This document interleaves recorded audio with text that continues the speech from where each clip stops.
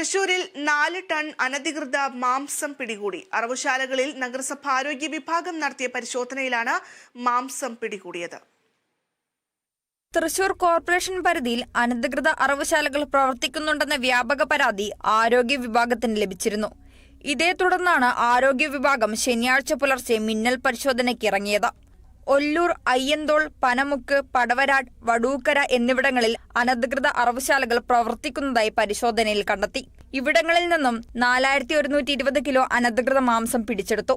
കോർപ്പറേഷന്റെ കുരിയച്ചിറയിലെ അറവുശാലയിൽ ഡോക്ടറുടെ ആരോഗ്യ പരിശോധനകൾക്ക് ശേഷം മാത്രമാണ് മൃഗങ്ങളെ അറക്കാനാകുക. രഹസ്യ അറവുശാലകളിൽ യാതൊരുവിധ ആരോഗ്യ പരിശോധനകളുമില്ലാതെ അസുഖബാധിതയുള്ളവയും ചത്തവയും വരെ അറക്കാനാകുമെന്ന് ഉദ്യോഗസ്ഥർ ചൂണ്ടിക്കാട്ടുന്നു. വരും ദിവസങ്ങളിലും പരിശോധന തുടരുമെന്ന് ഉദ്യോഗസ്ഥർ അറിയിച്ചു. പിടികൂടിയ മാംസം നശിപ്പിച്ചു കളഞ്ഞു.